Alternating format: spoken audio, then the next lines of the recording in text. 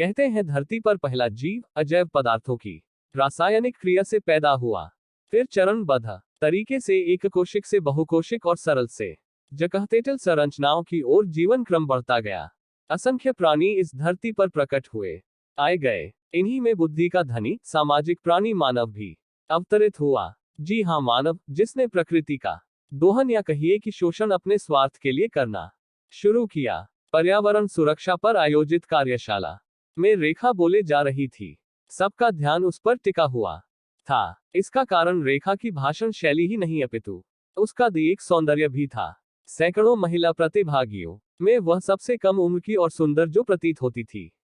हर टेढ़ी नजर से बेपरवाह वह अपनी बात को पुरजोर तरीके से रख पाए। कदाचित उसके शब्दों ने श्रोताओं को प्रभावित किया ही, इसलिए उसके भाषण की समाप्ति पर तालियों की गड़गड़ाहट से सभागार गूंज उठा। सत्र के समाप्त होने पर सारिका ने उसकी भूरी भूरी प्रशंसा करते हुए कहा, यार तूने तो कमाल कर दिया, इस सत्र में सबसे प्रभावी प्रस्तुति तेरी रही। यह मैं दावे के साथ कह सकती हूँ कि तेरे विचारों ने कई लोगों को प्रेरित और प्रभावित किया है। दावे के साथ, वाकई। और जनाब के दावे का आधार क्या है? रेखा ने सारिका को छेड़ते हुए पूछा।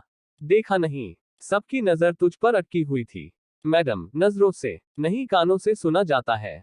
अगर कोई किसी की तरफ देख रहा है तो जरूरी नहीं कि वह उसे सुन भी रहा हो। देख तो कोई बहरा भी लेता है, सारिका ने उखड़ते हुए कहा।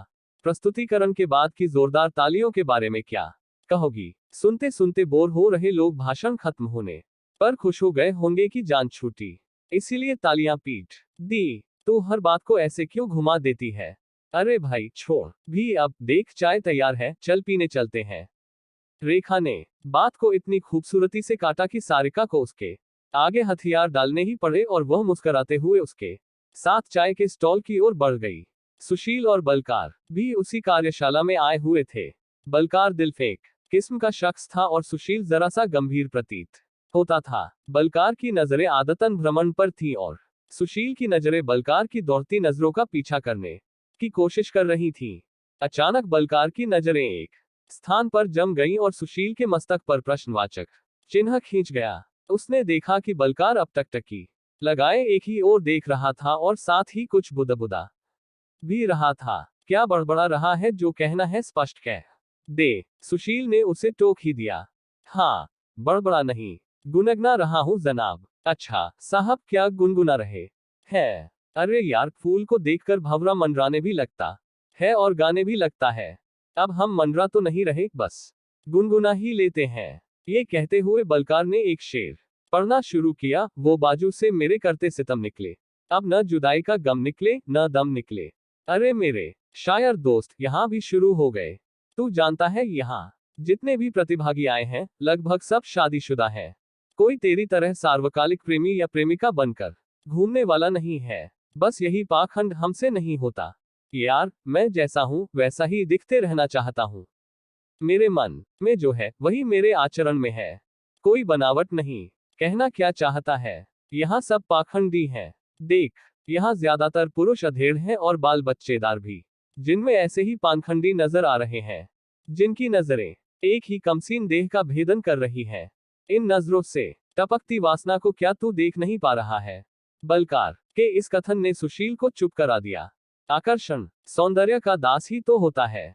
भौतिक सुंदरता की ओर हर जीव खींचा चलता है, यहाँ तक कि यह आकर्षण कभी कभी घटपर्णी की तरह जान लेने वाला भी हो जाता है। दैहिक सौंदर्य भी आकर्षण को कसे हुए ही है। रेखा तो सौंदर्य की देवी प्रतीत होती थी, इसलिए किसी भी सामान्य पुरुष का उसके प्रति आकर्षित होना स्वाभाविक था। बलकार और सुशील की बातों का केंद्र भी रेखा का भौतिक सौंदर्य और सामान्य पुरुष का ये स्वभाव ही था। बलकार की आयु 32 वर्ष हो गई थी। वह राजकीय विद्यालय में विज्ञान शिक्षक के पद पर कार्यरत था। विवाह करने में उसकी रुचि अभी तक बन नहीं पाई थी। 2 भाइयों व 2 बहनों में वह सबसे छोटा था। बाकी तीनों अपने अपने घर बसा चुके थे। सबका लाडला होने के कारण किसी ने भी विवाह के लिए उस पर अतिरिक्त दबाव नहीं बनाया। वह भी अपनी जिंदगी में खुश व मस्त था। 2 दिवसीय कार्यशाला का अंतिम सत्र खत्म हुआ, जिसके बाद भोजन करके सबको अपने अपने कार्यक्षेत्र के लिए निकलना था। जब तक भोजन तैयार होता तब तक सब ने अपना अपना सामान समेट लिया। सबके बैग लगभग तैयार थे। इसी बीच भोजन के लिए सीटी बजी। सब खाने के लिए स्टॉल्स के पास पंक्तिबद्ध हो गए। संयोग से रेखा और बलकार एक ही मेज पर बैठकर भोजन करने लगे। रेखा का अक्सर यह प्रयास रहा करता कि वह किसी भी पुरुष से आंखें न मिलाए। ऐसा ही वह अब कर रही थी, चुपचाप भोजन। बलकार ने भोजन करते हुए उसकी ओर देखा, लेकिन उसकी मुद्रा में कोई भाव परिवर्तन न हुआ। इससे बलकार भी असहज सा महसूस करने लगा। वह किसी लड़की से कभी बात करते हुए या बात की शुरुआत करने में नहीं झिझका था, लेकिन आज उसके होठ सिल गए। उसे लगा कि शब्द उसके दिमाग में कौंध तो रहे थे, लेकिन वे बोल नहीं बन पा रहे थे। तभी सारिका भी खाने से भरी प्लेट लिए रेखा के साथ वाली खाली कुर्सी पर आ बैठी। रोटी के टुकड़े में सब्जी लपेटकर मुंह की तरफ बढ़ाते हुए उसकी नजर बलकार पर पड़ी। उसकी हालत को भांपते हुए उसने उसकी ओर नजरों के इशारे से प्रश्न किया। बलकार अब कुछ सहज तो हुआ, लेकिन बोला कुछ नहीं। तीनों धीरे धीरे बिना कुछ बोले खाना खाते रहे। कुछ देर बाद वह बोला, आपने भाषण की अच्छी तैयारी की थी। आपका विषय रखने का तरीका भी प्रभावी था। रेखा ने बिना उसकी तरफ देखे गर्दन हिलाते हुए रुखा सा अभिवादन पेश किया। सारिका ने मौका लपकते हुए कहा, जी सर, यही बात तो मैं इसे तब से ही कहे जा रही हूं, पर मैडम माने तभी ना। रेखा अब सारिका की ओर घूर रही थी, जबकि बलकार मुस्कुरा रहा था। वह फिर बोला, ऐसे भाषण केवल मनोरंजन के लिए नहीं सुने जाते। कही गई तथ्यगत बातों को व्यवहार में लाना जरूरी है। यही तो मैं चाहती हूँ सर, तभी इन कार्यशालाओं का लक्ष्य सिद्ध होगा। रेखा ने भी समर्थन किया। अब वे आपस में सहज महसूस कर रहे थे। तीनों में भोजन के साथ साथ बातें भी होती रहीं। चेहरों के बदलते भावों से लग रहा था विषय गंभीर रहा होगा। भोजन समाप्त करने पर सब एक दूसरे से रुखसत होकर चलते हुए सारिका बलकार से बतियाते हुए ठिठक गई। रेखा काफी आगे निकल गई थी। उसे आभास हुआ तो उसने पीछे मुड़कर देखा और आवाज लगाई, ओ मैडम, अब दोनों में क्या खिचड़ी पकाई जा रही है? चलना नहीं है क्या? सारिका बलकार की तरफ थम्स अप करते हुए लंबे डग भरती हुई आगे बढ़ गई। रास्ते में सुशील ने बलकार को छेड़ा, क्यों आवारा भंवरे, पहुंच ही गया था फूल तक। तू भी यार, हर शीशी में शराब देखता है, बलकार ने झल्लाते हुए मजाक किया। तो और क्या होता है बे? और तूने कब से अलग शीशी देखनी शुरू कर दी? भाई मेरे, किसी शीशी में दारू हो सकती है तो किसी में दवा, और हाँ, किसी में शहर भी। इस शीशी के बारे में क्या ख्याल है जनाब के? सुशील ने टकाटक की शीशी हिलाते हुए पूछा। लेकिन बलकार उसके इशारे को समझ रहा था। वक्त आने पर सब पता चल जाता है, कहकर बलकार मुस्कुराने लगा तो सुशील भी हंस दिया। बलकार का तबादला करनाल से पंचकूला के मोरनी हिल्स क्षेत्र के गांव बलहरी ठाकुरान के मिडिल स्कूल में हुआ। उसका बड़ा मन था पंचकूला में नौकरी करने का, क्योंकि यह हरियाणा का चंडीगढ़ के सबसे नजदीक का शहर है। उसके फूफा चंडीगढ़ प्रशासन में कर्मचारी थे। उसने स्कूली शिक्षा भी चंडीगढ़ से अपनी बुआ के घर रहकर पूरी की थी। यहाँ उसके कई पुराने दोस्त भी थे, लेकिन सब कुछ मन मुताबिक तो नहीं हो पाता। हालांकि पंचकुला जिला का मुख्यालय चंडीगढ़ के पास था, लेकिन बलहरी ठाकुरान का रास्ता इतना सुगम नहीं था। पहाड़ी इलाके में यह एक दूरस्थ गांव था। जिला मुख्यालय से 55 किलोमीटर दूर। बलकार जिस कल्पना के साथ यहाँ आया था, उसे उससे बहुत विपरीत परिस्थितियों का सामना करना पड़ा। शहर की बजाय उसने गांव में ही किसी के घर पेइंग गेस्ट के रूप में रहने की सोची, लेकिन बात नहीं बनी। एक मकान में एक कमरे का सेट किराए पर लिया। वक्त सबसे बड़ा उस्ताद है। अब तक जिसे एक प्याज काटने तक की जरूरत न पड़ी थी, अब उसे खाना स्वयं बनाना था और अपना धोबी भी स्वयं ही बनना था। चौका बर्तन सब कार्य खुद करने थे। विद्यालय की हालत भी चलताव ही थी। 6वीं कक्षा से 8वीं कक्षा तक कुल 30 बच्चे विद्यालय में अध्ययनरत थे, जहां हेडमास्टर के अलावा अन्य कोई शिक्षक नहीं था। एक चतुर्थ श्रेणी कर्मचारी व एक mid day meal worker. Headmaster अधिकतर सरकारी डाक पूरी करने में लगा रहता था। शिक्षा राम भरोसे थी। कोई समय सारणी भी नहीं बनी थी। दिन भर में 4 बार घंटी बजती थी, सुबह विद्यालय लगने के समय, मध्यांतर होने और बंद होने के लिए व छुट्टी के समय। बलकार ने ये सब देखा तो उसने समय सारणी सुधार करने के लिए हेडमास्टर से बात करने की कोशिश की। उसकी मंशा को भांपकर हेडमास्टर बोला, आप क्या समझते हो, मुझे नहीं दिखता कि बच्चे नुकसान झेल रहे हैं, लेकिन क्या कीजिएगा, जब व्यवस्था ही ऐसी है। आसपास के अध्यापक शहर के नजदीक स्टेशन लेकर शहर जाकर बस गए। कोई अनजान ही यहाँ आकर फंसता है, उसकी आस्था नहीं बन पाती। यह मेरा तो गांव है और मुझे शहर में जाकर रहने की कोई इच्छा नहीं। मेरे बच्चे बाहर पढ़ रहे हैं।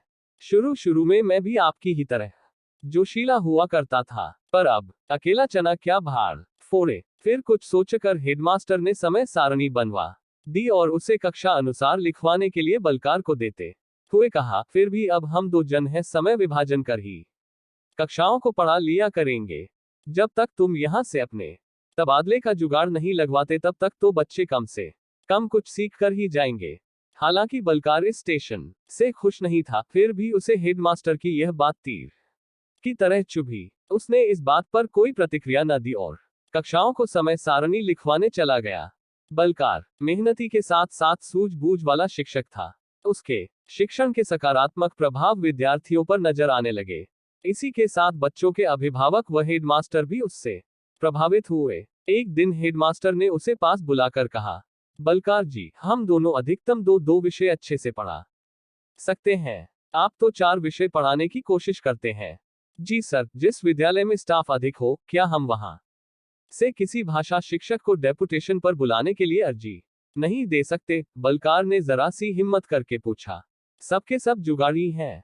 हम आज डीओ से डेप्यूट करवाएंगे, वह सिफारिश लगवा कर निरस्त करवा लेगा। पिछले 3 साल से यही चल रहा है। ओह, ये बात है।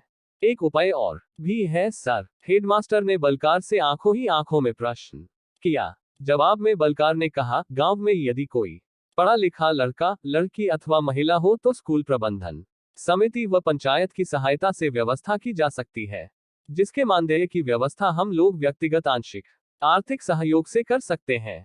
थोड़ा बहुत पंचायत व प्रबंधन समिति सदस्यों की तरफ से भी हो सकता है। हेडमास्टर यह बात पहले भी सोचता था, लेकिन एक से अधिक अध्यापकों की व्यवस्था करने में उसे अधिक आर्थिक बोझ महसूस होता, जिसके डर से उसने ऐसी बात ही नहीं चलाई। अब केवल एक अध्यापक की जरूरत थी और आर्थिक सहयोग करने वालों की संख्या अधिक होने की संभावना थी। इसलिए उसने बलकार की इस बात पर गौर फरमाते हुए प्रयास किए और एक अध्यापक की व्यवस्था हो गई। इससे विद्यालय में शिक्षा का स्तर सुधरना लाजिमी था। विद्यालय संख्या की दृष्टि से छोटा जरूर था, लेकिन इसका प्रांगण बहुत बड़ा था। बलकार ने खेलने के स्थान को छोड़कर बाकी क्षेत्र में बागवानी करने की ठान ली। विद्यालय में कोई माली नहीं था। इस कार्य की जिम्मेवारी बलकार ने अपने कंधों पर ले ली। हेडमास्टर उसके काम से प्रभावित था ही, इसलिए उसने बलकार का पूरा सहयोग किया। बरसात का मौसम जाते जाते विद्यालय की वाटिका रंग बिरंगे फूलों से महकने लगी। इस दौरान जो सैकड़ों पौधे व त्रिवेणी रोपी गई थी, सब वयस्क होने की ओर वृद्धि कर रहे थे। अब की बार जुलाई मास में विद्यार्थियों, अभिभावकों और पंचायत के सहयोग से अनेक पौधे गांव के आसपास खाली जगह पर लगाए गए। बलकार की प्रेरणा से जिनकी देख रेख की जिम्मेवारी विद्यार्थियों ने ली। जाड़ों का मौसम आते आते बलहरी ठाकुरान के सरकारी विद्यालय और गांव की चर्चा पूरे क्षेत्र में होने लगी। रक्षाबंधन के दिन हर बार की तरह रेखा ने धागे रूपी राखियों व तिलक से थाली सजा रखी थी। वह एक एक करके उन्हें राखियां बांधकर तिलक किए जा रही थी। जब वह ये क्रिया करती तो उसकी मां थाली को संभाल लेती। हरियाणा के शिवालिक क्षेत्र के एक छोटे से गांव बंझोल के एक खेत के सभी छोटे बड़े वृक्ष फिर रेखा के साथ रक्षाबंधन मना रहे थे, जिनकी रक्षा की जिम्मेवारी रेखा ने संभाली हुई थी। इन्हीं के बीच खेलती हुई रेखा बड़ी हुई। उसमें प्रकृति के प्रति प्रेम की भावना का विकास हुआ, जिसे उसने अपने जीवन की साधना बना लिया। पर्यावरण विज्ञान में एक स्कॉलर रेखा दुनिया भर में पर्यावरण आधारित सेमिनारों में भाग ले चुकी थी। अनेक जर्नल्स में उसके शोध पत्र प्रकाशित हो चुके थे। एक कुशल पर्यावरणविद एवं पर्यावरण कार्यकर्ता के रूप में उसने बहुत ख्याति प्राप्त कर ली थी। दुर्भाग्यवश वे रेखा की किशोरावस्था में ही चल बसे। रेखा उनकी इकलौती संतान थी। उसकी माँ और वह एक दूसरे का सहारा थी। रेखा की माँ ने आज फिर उसे टोका, बेटा तू इतनी पढ़ लिख गई है, ईश्वर का दिया सब है हमारे पास, अब तो तू 30 बरस की होने को आई, मान जा अब तो घर बसा ले, एक अच्छा रिश्ता आया है। लड़के ने फिजिक्स में एमएससी की हुई है, किसी कॉलेज में एडहॉक पर पढ़ा रहा है, घर परिवार भी अच्छा है और मांग भी होगी कुछ, रेखा ने टोका। बेटा, मेरा जो कुछ है वह सब तेरा ही तो है। अब तुझे दून या तेरी ससुराल वालों को बात तो एक ही है, काम तो तेरे ही आना है। मैं समझ गई माँ, मुझे नहीं करनी शादी वादी और आप इसके लिए मुझ पर दबाव नहीं बनाओगी बस। रेखा ने हर बार की तरह अपनी माँ को चुप कराने की कोशिश की। यदि तुझे कोई भी लड़का पसंद हो तो बता, मैं वहां बात चला लूंगी। माँ, आप बात को नए कौन से पेश कर रही हो? यह क्या बात हुई? ठीक है, मैं लड़के के घर बारात लेकर जाऊंगी और उसे ब्याह कर यहाँ लेकर आऊंगी। हाँ, उसे इस बात का भी पता ना हो कि मैं आपकी इकलौती संतान हूँ। यदि ऐसा कोई है तो मैं शादी करने के लिए तैयार हूँ, रेखा ने प्रस्ताव रख दिया। बेटा, अपनी को तो तूने जबरदस्त कोन पर घुमाया है, उसकी माँ ने जवाब दिया और चुप हो गई। फिर मन ही मन प्रार्थना करने लगी, हे ईश्वर, इस छोरी को सद्बुद्धि दे। महीनों बाद सारिका रेखा से मिलने आई। रेखा बगीचे में हर्बल पौधों का निरीक्षण कर रही थी। उसकी माँ ने खिड़की से आवाज देकर उसे बुलाया। सारिका को देखते ही वह खिलखिलाती हुई बोली, आज कैसे राह भूले मैडम? तूने तो हमारे पास चक्कर लगा लगाकर रास्ते ही जमींदोज कर दिए है न? सारिका ने भी मीठा तंज कसा। वे दोनों बैठकर बातें करती रही। इसी बीच रेखा की माँ चाय और मेथी के पकौड़े ले आई। सारिका को ये पकौड़े विशेष पसंद थे, इसलिए जब इस मौसम में उसका आना होता तो यही स्नैक्स खाने को मिलते। सारिका ने पूछा, आजकल टीचर्स के लिए प्रशिक्षण कार्यशालाएं नहीं लग रही? काफी समय हो गया हमें भी ऐसी कार्यशाला में भागीदारी करे। अपने राज्य में तो नहीं लगी, पर अन्य राज्यों में मेरा जाना हुआ। हिमाचल और राजस्थान में गई थी। अच्छा, ये कहकर सारिका कुछ सोचती हुई सी चुप हो गई। क्या सोचने लगी? रेखा ने प्रश्न किया। यही कि कोई नमूना मिला या नहीं? सारिका ने छेड़ते हुए पूछा। यार, तू नहीं सुधरेगी, फिर वही बातें। अरे माफ कर बाबा, चलो हम नहीं करेंगे ऐसी कोई बात। दोनों में मस्ती में बातें होती रहीं। रेखा की माँ ने भी सारिका के घर परिवार और नौकरी का हाल चाल लिया। चलते हुए सारिका ने कहा, अगले रविवार को पंचकुला आ एक खास प्रोजेक्ट पर बात करेंगे। कोई नए कार्यकर्ता भी शामिल होना चाहते हैं। ऐसा क्या? फिर तो जरूर आएंगे। रविवार के दिन रेखा पंचकुला पहुंच गई। सारिका ने उसे फोन पर रेड कैस्टल रेस्टोरेंट में बुलाया। समयानुसार दोनों वहां पहुंच गईं। अभिवादन के बाद दोनों बैठी। कुछ इधर उधर की बातें हुई। फिर रेखा ने बात शुरू की। प्रोजेक्ट क्या है और नए कार्यकर्ता कौन है? तुझे प्रोजेक्ट में रुचि है या कार्यकर्ता में? सारिका ने छेड़ा। देख सारिका, तू हर बात को ऐसे मत घुमाया कर। ठीक है बाबा, थोड़ा इंतजार कर, वे भी आते ही होंगे। तुम्हारे पड़ोस का एक गांव और उसका सरकारी स्कूल आजकल पूरी सुर्खियों में है, तुझे मालूम भी है। हाँ, बलहरी ठाकुरान। थोड़े ही वक्त में वह विद्यालय चमक गया है। उम्र से बेहद खूबसूरत वाटिका जिसमें छोटा सा हर्बल पार्क भी है। सैकड़ों नए पेड़ उभर रहे हैं। विद्यालय और ग्रामीणों ने मिलकर पेड़ों को बच्चों की तरह पालना शुरू कर दिया। मैं खुद एक दो बार छुट्टी वाले दिन उस तरफ होकर आई। वाकई प्रशंसनीय और अनुकरणीय कार्य है। तू प्रभावित हुई, ऐसा होना स्वाभाविक है। जानती है, ये थोड़े ही दिनों में कैसे हो गया? सुना है कि कोई नया विज्ञान अध्यापक आया है। वह रह भी गांव में ही रहा है। पर्यावरण प्रेमी है। हाँ, प्रेमी तो है, सारिका ने भौहें मटकाते हुए फिर छेड़ा। रेखा ने भौहें तानते हुए कहा, मतलब ये ले आ गया तेरा प्रेमी? रेखा उस पर तमत माने लगी। तो वह बोली, मतलब कि पर्यावरण प्रेमी? अरे वही पर्यावरण प्रेमी कार्यकर्ता। रेखा ने मुड़कर देखा और याद करते हुए बोली, मुझे लगता है हम इनसे पहले भी कहीं मिले हैं। हो सकता है। रेखा फिर सोचने लगी। तब तक वह उनके नजदीक पहुंच चुका था। उसने अभिवादन किया, कुर्सी मेज से पीछे सरकाए और बैठ गया। सारिका ने पूछा, क्या लेंगे? रेखा के चेहरे से लग रहा था कि उसे इन बातों में अधिक रुचि नहीं थी। सारिका ने ही चुप्पी तोड़ते हुए कहा, बोलो भी। ये आजकल बलहरी ठाकुरान में विज्ञान अध्यापक के पद पर कार्यरत हैं। इनके प्रयास को ही तुम प्रशंसनीय और अनुकरणीय कह रही थी। रेखा जैसे एक नींद से जागी हो। अब वह एकदम सतर्क होकर सारिका की ओर प्रश्नवाचक मुद्रा में देखने लगी। याद करो, हम इनसे कहाँ और कब मिले थे? सारिका ने रेखा से पूछा। वह मौन रहकर उनकी वार्ता को सुन रहा था। रेखा कंधे उचकाते हुए मुंह बिचकाकर फिर प्रश्नवाचक मुद्रा में आ गई। इतनी देर में बैराए ऑर्डर लेने आ गया। सारिका ने संकेत से दोनों से उनकी कुछ मंगवाने की इच्छा जाननी चाहिए। उन्होंने भी इशारे से ही कह दिया, कुछ भी। सारिका ने बैरे को कहा, फिलहाल 3 कॉर्ड कॉफी। बैराए चला गया। रेखा की ओर देखते हुए सारिका बोली, प्रोजेक्ट पर बात की जाए। हाँ, क्यों नहीं। प्रोजेक्ट क्या? मेरे लिए तो एक मिशन कहिए मैडम। सारिका थोड़ा गंभीर होते हुए बोली, अरे हम तुम्हारे मिशन को पूरा करने के लिए जी जान लगा देंगे। बताओ तो मिशन क्या है?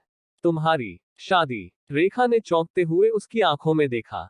सारिका ने बोलना जारी रखा, याद आया, इन जनाब से तुम पहले कहाँ मिली थी? 1.5 साल पहले किसी कार्यशाला में भोजन करते हुए इनसे संक्षिप्त चर्चा हुई थी। तुम्हारे और इनके 36 गुण मिलते हैं। तुम्हारी जन्म कुंडलियों वाले नहीं, कर्म कुंडलियों वाले। रेखा ने असमंजस में कहा, मैं कुछ समझी नहीं। तुम्हारी तरह ही प्रकृति प्रेमी और पर्यावरण कार्यकर्ता। ओह हाँ, इसके साथ साथ ये तुमसे प्रेम भी करते हैं। इस पर वह बोला, रेखा मैं आपके लिए ही यहाँ तबादला करवा कर आया हूँ। आपको अपने परिवार के साथ ही रहना है और दुल्हन नहीं दूल्हे की तरह शादी करनी है। मैं आपके लिए दुल्हन की तरह रहने के लिए तैयार हूँ। मेरे परिजनों को इससे कोई एतराज नहीं है और हाँ, वर पक्ष होने के नाते आपकी और कोई मांग भी है तो बता दीजिए। अकस्मात आए प्रस्ताव से रेखा असमंजस में थी। कुछ देर के लिए वह विवेक शून्य हो गई। सारिका ने कहा, याद करो, चलते समय मैं इनसे बात करते हुए पीछे रह गई थी और तुमने खिचड़ी पकाने की बात कहते हुए टोका था। हाँ, याद आया। तो मैडम, हम तब से अब तक यही खिचड़ी पकाने की ही कोशिश में लगे हुए हैं। ये महाशय उसी दिन से तुमसे दिल लगा बैठे। तुम्हारी माँ से भी इस विषय में बात हो चुकी है। वे भी खुश हैं। तुम्हें तो अनोखी दुल्हन मिल रही है, सर्वगुण संपन्न। अब तो खुश हो जाओ दूल्हे राजा। रेखा चुप थी और उसकी आंखें झर रही थीं। उसने बलकार के हाथों को अपने हाथों में कसते हुए कांपते होठों से कहा, मुझे अपनी होने वाली दुल्हन से बेहद प्रेम हो गया है। अब मैं भी इसके बिना नहीं जी सकती। पंचकुला के एक लॉन में बलकार की शादी हो रही थी। उसका दोस्त सुशील भी आया हुआ था। शादी में एक अनोखी बात हुई। लड़की घोड़ी पर बैठकर बारात लेकर आई और विवाहोपरांत लड़के को साथ लेकर विदा हुई।